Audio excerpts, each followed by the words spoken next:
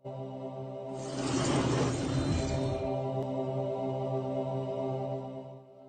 perkara kezaliman mengambil harta orang lain secara paksa, apakah dalam hal ini termasuk mengambil harta orang kafir? Semisal yang paling umum dilakukan adalah mendownload aplikasi bajakan, mendownload e-book, buku-buku agama dan lain-lain.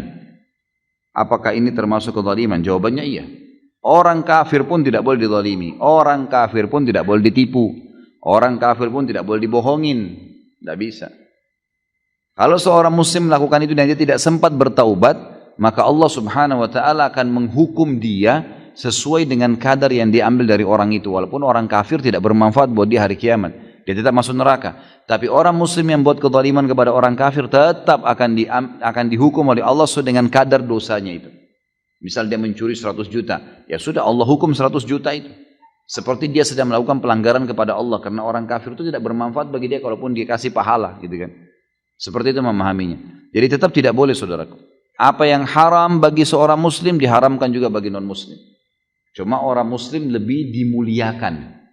Kayak ada orang muslim butuh bantuan sama satu orang kafir butuh bantuan, antum dahulukan orang muslim, gitu kan.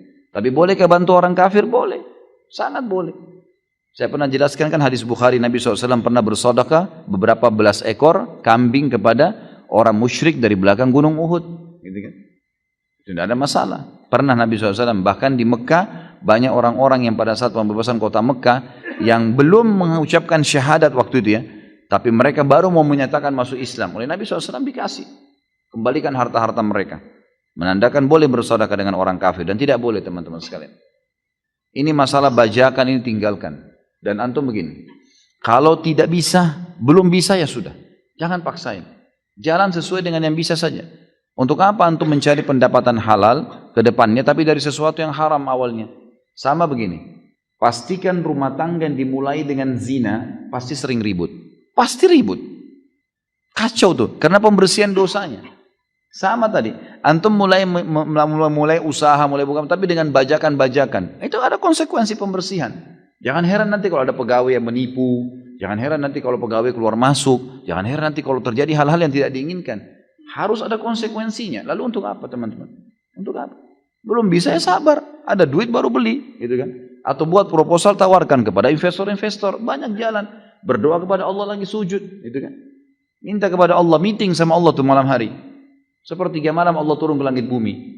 Minta sama Allah, ya Allah, ya Allah, ya Allah, saya pengen, saya ingin, saya begini, mudahkan, bisa. Langsung bertemu dengan Allah SWT, setiap malam Allah datang. Kenapa enggak lakukan, gitu kan? Jadi tinggalkan teman-teman sekalian. Sesuatu yang antum tidak suka buat diri antum, jangan lakukan pada orang lain. Coba kalau antum di posisi orang itu lalu dibajak, mau enggak? Kita enggak mau kan? Lalu untuk apa antum lakukan? Lebih baik jangan, teman-teman sekalian.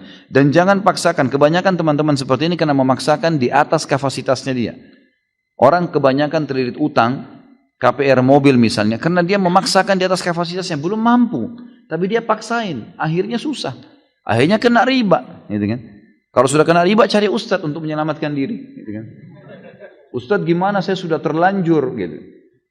Padahal dari awal, kalau ustadznya jeli ditanya tuh, emang dari awal waktu cicil mobil itu sudah tahu kalau nggak bisa bayar.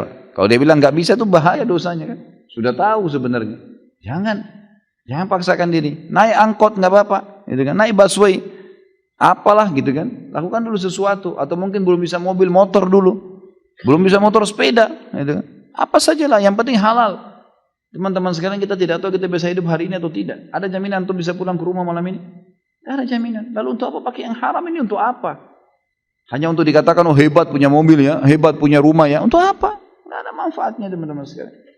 Tidak ada manfaatnya. Untuk apa paksakan diri di atas kapasitas kita? Jangan, teman-teman sekalian. Terlalu berat konsekuensinya hari kiamat.